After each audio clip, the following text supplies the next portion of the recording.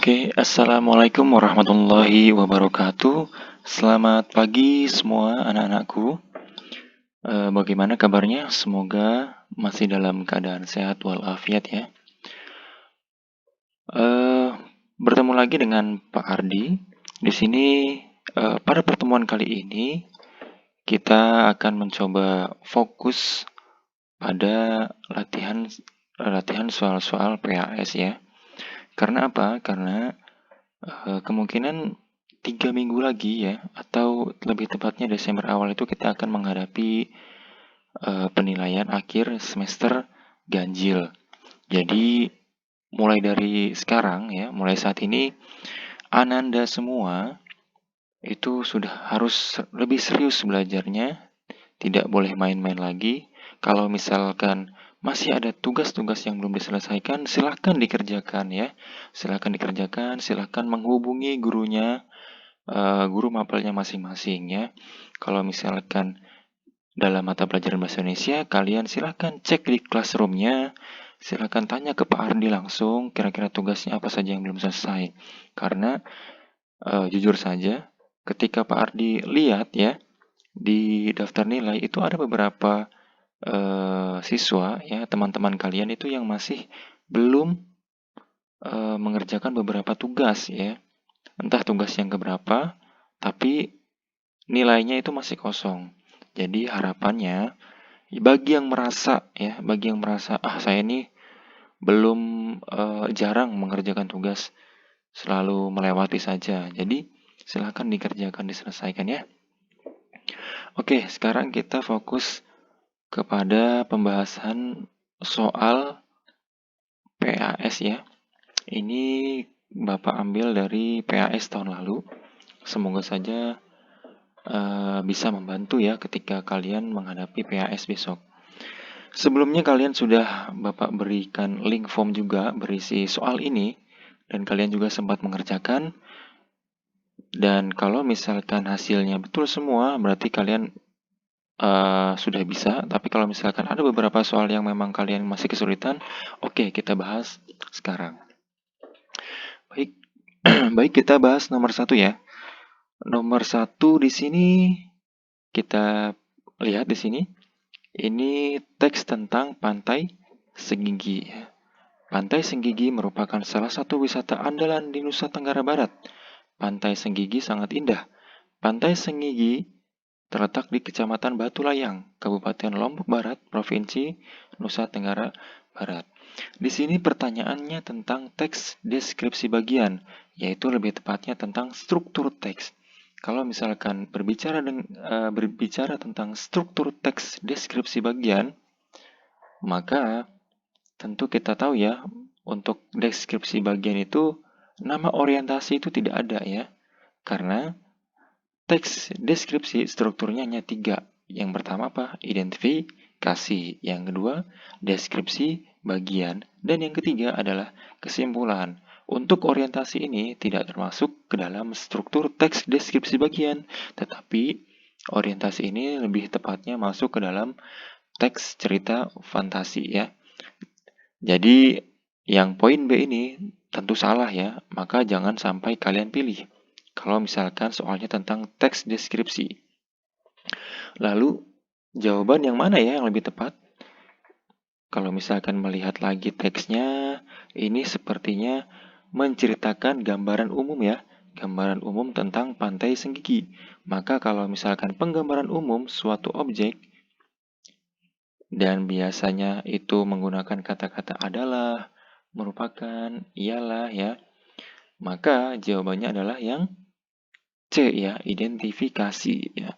Kenapa identifikasi? Karena di sini masih pendahuluan saja, belum menjelaskan tentang apa sih kelebihan dari pantai ini, apa sih keunggulannya, atau mungkin yang menjadi daya tariknya dari pantai ini nih apa gitu kan. Nah itu kalau misalkan masalah tentang kelebihan, kekurangan, itu nanti masuknya ke dalam deskripsi bagian ya. Maka kalau misalkan tentang pendahuluan itu lebih tepatnya identifikasi.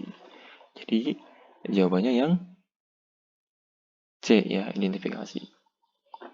Kita lanjut. Nomor 2. kalimat yang merupakan struktur teks deskripsi bagian simpulan adalah, nah, ini adalah struktur teks yang ketiga ya, yaitu simpulan.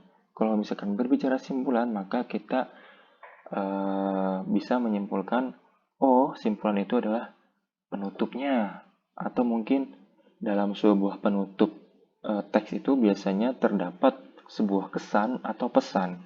Manakah yang termasuk kesan dan pesan atau penutup dalam beberapa opsi pilihan ganda tersebut? Kita lihat dari yang A. Yang A itu adalah Tongkonan adalah rumah adat masyarakat Toraja. Kalau misalkan di sini, ini mungkin ya, bukan mungkin lagi, bahkan yang A ini bukan termasuk ke dalam penutup ya, lebih tepatnya ke dalam identifikasi ya, di pendahuluan, di awal teks. Kemudian yang B, rumah adat Tongkonan merupakan warisan budaya yang perlu kita jaga.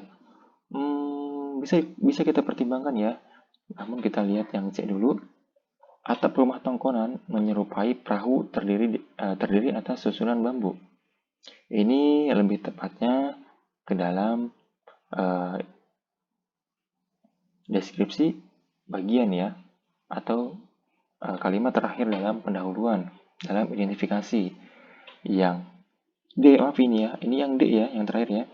Rumah adat yang satu ini terbuat dari kayu yang bagus dan dihias dengan api. Nah, ini kurang tepat juga kalau misalkan dalam penutup. Maka lebih tepatnya yang mana? Yang B ya, karena di sini ada sebuah pesan di sini. Rumah adat Tongkonan merupakan warisan budaya yang perlu kita jaga. Nah, di sini sebuah pesannya nih. Maka yang lebih tepat sebagai penutup adalah kalimat yang B. Kita kunci. Oke, lanjut ya. Nomor 3. Kita kalau misalkan dalam mengerjakan soal, biasakan untuk membaca pertanyaannya terlebih dahulu ya. Kita lihat pertanyaannya, bentuk emosi kuat dari kata indah. Nah, maka kita langsung saja melihat kata indah dari kalimat tersebut ya. Apa yang dilihat? Bentuk emosi kuatnya. Bentuk emosi kuat ini maksudnya adalah kata khusus ya. Kata khusus dari kata indah. Tentu kita harus menyesuaikan dengan kalimatnya. Kalau di sini indahnya indah apa? Indah dari suatu objek. Objek apa? Pantai Senggigi. Maka mana yang lebih kuat ya? Kata-kata lain yang mewakili dari kata indah. Maka jawabannya apa? Yang C ya, molek. Molek itu sama saja dengan elok. Jadi kalau misalkan terkait dengan pemandangan, tentang keindahan alam, maka lebih tepatnya adalah molek atau elok gitu ya. Kalau misalkan rapi, ya rapi juga indah, tapi rapi itu lebih tepatnya adalah terhadap suatu susunan objek. Misalkan, wah ruang kelas tampak rapi ya, tampak indah, tampak rapi gitu kan ya. Tidak mungkin, wah ruang kelasnya tampak elok ya, itu kurang tepat ya. Kemudian bersih, bersih juga sama, misalkan halaman ya, atau mungkin suatu ruangan dalam sebuah rumah ya, misalkan ruang tamu. Wah, ruang tamunya bersih ya, gitu kan. Tidak mungkin, wah ruang tamunya elok ya. Kemudian tertib. Tertib ini sama saja, tertib juga indah, tapi tertib ini lebih tepatnya kepada suatu tindakan ya, atau aktivitas dari apa yang dilakukan oleh manusia. Jadi jawabannya yang C, molek. Selanjutnya, nomor 4. Kata umum yang terdapat dalam kalimat tersebut adalah, nah, kata umum itu apa sih? Nah, kata umum itu adalah kata yang masih luas ya maknanya. Jadi kalau misalkan di sini kalimat kata umumnya apa? Kata yang sering digunakan gitu ya istilahnya. Kata umumnya pilihannya ada baik, ramah, lembut, suka menolong. Kalau misalkan kita melihat dari kalimatnya bahwa ibuku orang yang baik. Beliau suka menolong, tutur katanya lembut, tidak mudah marah. Maka ini sudah sangat jelas sekali bahwa kata umumnya adalah baik. Kenapa baik? Karena baik ini maknanya masih luas. Karena baik itu kan banyak ya maknanya. Baik karena apa? Oh, baiknya karena suka menolong. Baiknya kenapa? Oh, baiknya karena dia tuh berbicaranya lembut, sopan santun gitu kan, ramah gitu ya. Oh, baiknya karena tidak mudah marah. Contoh lain dari baik misalkan, oke lah kita cari lawan katanya yaitu jahat. Jahat nih, kata umumnya jahat. Maka apa sih kata khusus dari kata jahat itu? Oh, kata khususnya dari kata jahat itu apa? Dia suka mencuri, dia suka mengejek temannya atau membuli, dia sering memukul temannya. Maka dari kata sering mencuri, sering mengejek, sering memukul temannya, itu adalah kata-kata yang mewakili dari kata jahat tadi. Maka kata umumnya jahat. Kalau misalkan contoh lainnya nih, yang paling sederhana. Kalian punya, mungkin orang tua kalian punya motor ya, atau mobil. Kalau misalkan motor, oh motor ini kata umumnya motor nih. Maka kata khususnya, oh motor Yamaha, oh Suzuki, oh Kawasaki, gitu kan ya. Contoh sederhananya seperti itu. Maka di sini jawabannya apa? Yang A ya, baik. Oke, lanjut nomor 5. Resolusi ditunjukkan pada kalimat nomor. Ingat, resolusi itu adalah penyelesaian masalah. Kalau misalkan penyelesaian masalah, maka kita lihat kalimat-kalimatnya nih. Dari nomor 1. Minggu pagi yang cerah, Ardi, Handi, dan Dani berada di Candi Trowulan. Maka kalau misalkan melihat kalimat ini, tampak tidak ada penyelesaian masalahnya ya. Kemudian nomor 2, Handi berteriak minta tolong. Tidak ada penyelesaian masalah. Di sini malah ada masalah gitu ya. Masalahnya kenapa? Oh kok seperti ada yang minta tolong, berarti ada masalah ya. Ada konflik gitu kan. Nomor 3, Gajah Mada berkata, tidak cukup hanya dengan pintar, tetapi perlu perilaku yang baik. Oke, kita pertimbangkan. Nomor 4, saya selalu berusaha untuk tidak terlambat datang ke sekolah dan menyelesaikan tugas tepat waktu.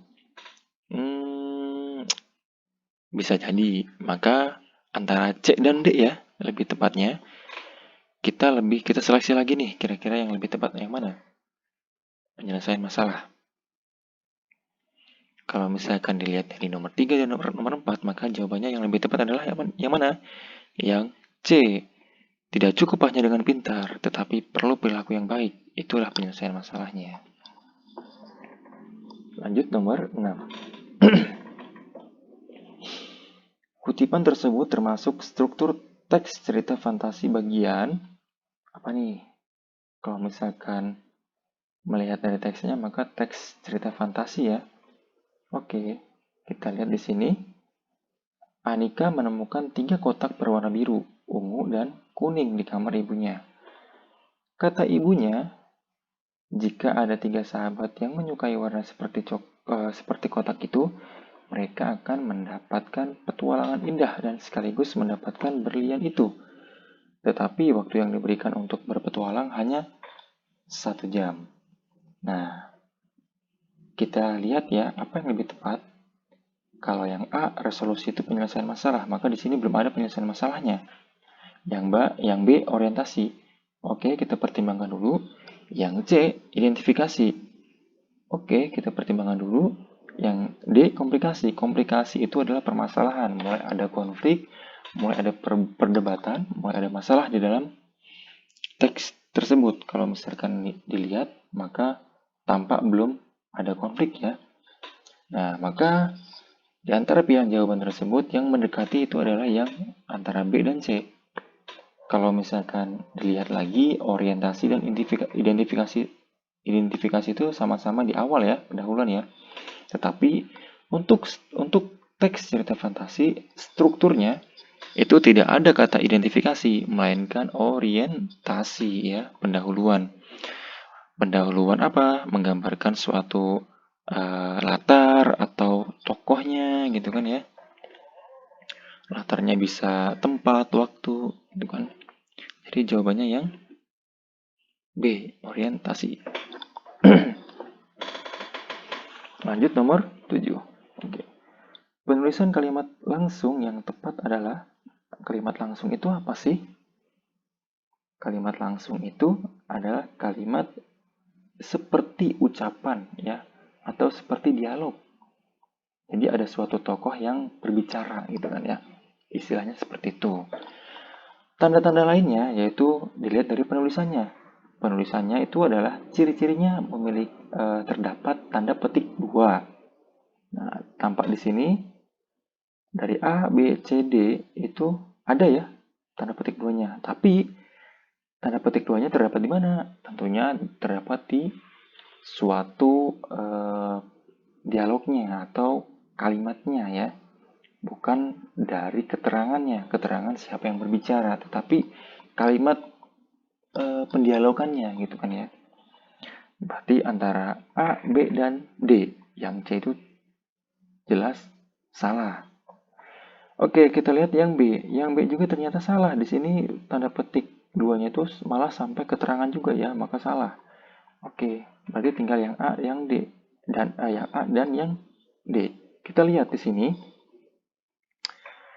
Di sini perbedaannya itu adalah posisi dari tanda seru, ya. Tanda serunya seharusnya tidak terdapat di belakang keterangan, ya, melainkan terdapat di kalimat dialognya, ya, pembicaraannya, gitu kan ya. Bukan dari keterangan siapa yang berbicara, gitu kan ya. Jadi yang lebih tepat adalah yang A. Nah, tentu selain itu perlu diingat lagi kalau misalkan kalimat langsung, setelah di kalimat dialognya tentu diawali dengan huruf kapital ya. Setelah itu, setelah tanda petik 2-nya, misalkan di situ ada kata teriak Funa. Nah, kata teriaknya itu tidak kapital, melainkan huruf kecil. Begitu ya. Jadi jawabannya yang A. Kita lanjut nomor 8. Nomor 8. Struktur teks cerita fantasi bagian komplikasi adalah, ingat, komplikasi itu permasalahan. Mulainya konflik atau perdebatan. Kita lihat di sini mana yang terdapat konfliknya. Kalau misalkan kita lihat yang A, dengan tergesa Meza menuju perpustakaan sekolah. Belum ada konflik ya. Gunakan kekuatan ekormu, gunakan kekuatan ekormu, Nataga. Bisik Dewi Kabut di telinga Nataga. Ada nggak konfliknya? Kita lihat yang C. Setelah menyebutkan semua perilaku baik yang saya lakukan, pintu terbuka. Ada konfliknya? Oke, kita lihat yang D. Tiba-tiba seorang alien berukuran lebih besar datang. Mulutnya menyala-nyala. Nah, inilah yang akan menjadi suatu permasalahan. Kenapa? Karena tiba-tiba ada seorang alien, kemudian mulutnya menyala-nyala, pasti di sini bakal ada konflik nih. Maka jawabannya yang lebih tepat adalah yang D. Kemudian kita beralih ke 19. Struktur teks cerita fantasi tersebut dikembangkan secara A. Irisan, B. Total, C. Sezaman, D. Lintas waktu. Oke, Bapak jelaskan terlebih dahulu ya. Mungkin di LKS tidak ada nih terkait dengan materi yang seperti ini. Ingat kalau misalkan cerita fantasi itu ternyata bisa dikembangkan oleh 4 metode lah ya istilahnya. Ada irisan, total, sezaman, lintas waktu. Kalau irisan itu misalkan cerita fantasi tentang suatu penggambaran dalam misalkan kita ambil deh latarnya ya, latar tempatnya. Nah, latar tempatnya ini itu kita ambil seolah-olah itu hayalan. Tetapi padahal ya latar yang kita ambil itu ternyata ada di dunia nyata juga. Ya. Misalkan kita ambil, saya ingin menceritakan suatu tokoh yang berada di Pulau Komodo misalkan. Ada nggak sih Pulau Komodo itu di dunia nyata? Ternyata memang ada ya. Ada gitu kan. Nah inilah yang dinamakan dengan irisan. Kita mencoba mengambil latar yang mungkin itu yang hanya ada di dunia khayalan, tetapi ternyata di dunia nyata juga ada gitu kan ya. Kemudian total. Nah, kalau total di sini ini murni itu hanya ada di khayalan, fiktif belaka atau hanya fiksi gitu kan ya. Contohnya misalkan saya ingin mengambil latarnya di Istana Langit. Nah, apakah ada istana di langit? Benar nggak sih? di dunia nyata itu atau di realita itu ada istana langit? Tidak ada ya. Ya langit gitu ya, tidak ada istana. Istana itu ya ada tuh di Bogor, ya. Istana Merdeka atau mungkin istana istana kepresidenan gitu kan ya. Itu baru ada. Tapi kalau misalkan istana langit tidak ada ya. Maka itu hanya fiktif belaka. Kemudian sezaman. Sezaman di sini kita ambil latar, tempat, dan waktu itu pada waktu itu juga. Jadi kita mengawali dan mengakhiri pada waktu yang sama. Ya, tidak boleh kita flashback atau ke dalam tiba-tiba kita ke masa depan gitu ya. Tidak boleh ya. Maka harus pada waktu itu juga. Berbeda dengan lintas waktu. Kalau lintas waktu kita boleh tuh. Misalkan kita menceritakan pada saat ini. Tiba-tiba kita teringat. Oh, saya pernah melakukan sesuatu hal. Maka kita mencoba untuk flashback ke belakang. Kita mencoba untuk melintasi waktu, perputaran waktu ya. Contohnya kalau misalkan kalian pernah menonton Doraemon, ya, maka Doraemon tersebut menyediakan sebuah pintu ajaib yang bisa kita itu pergi ke suatu tempat menembus ruang dan waktu gitu kan ya. Tiba-tiba kita berada di zaman purba gitu kan, di zaman dinosaurus gitu kan ya. Nah, itu lintas waktu. Kalau misalkan mengacu pada soal ini, maka jawabannya yang mana? Kita lihat ya, di tengah saya asik mengamati candi, tiba-tiba bumi bergoncang dan blum. Saya terdorong ke sebuah tempat kimilau yang serba kemasan. Nah, di sini saja kita bisa melihat bahwa ada semacam perputaran waktu di sini ya, dan latar juga. Yang tadinya di candi, tiba-tiba dia terdorong ke sebuah tempat yang kemilauan. Nah, tentu di sini jawabannya yang D, lintas waktu. Lanjut ya. Kemudian konjungsi penanda waktu. Konjungsi penanda waktu itu sama saja dengan konjungsi temporal ya. Istilah lainnya temporal. Konjungsi itu ada beberapa macam. Di antaranya ada konjungsi penerang, ada konjungsi kausalatif ya, kausalatif atau sebab akibat. Kemudian ada juga konjungsi temporal atau waktu. Kalau misalkan berkaitan dengan pilihan ganda di sini, maka yang lebih tepatnya adalah yang D. Mana? Yang D ini yang termasuk dalam konjungsinya, yaitu ada kata sebelumnya. Kata sebelumnya ini termasuk konjungsi waktu. Contoh lainnya dari konjungsi waktu selain sebelumnya adalah kata ketika, setelahnya, gitu ya, sebelumnya. Nah, itu termasuk kata konjungsi waktu ya. Kalau misalkan yang A, konjungsi yang mana? Jika. Jika ini bukan termasuk penanda waktu, tetapi pertentangan ya. Yang B juga sama nih. Ada kata melainkan. Di sini termasuk konjungsi juga, tapi konjungsi pertentangan. Yang C ada nggak konjungsinya? Ada, Pak. Di kata tetapi ya. Tetapi ini termasuk konjungsi, tetapi bukan konjungsi waktu, melainkan konjungsi pertentangan juga, lebih tepatnya di dalam kalimat setara gitu ya. Jadi jawabannya yang D. Sekarang nomor 11.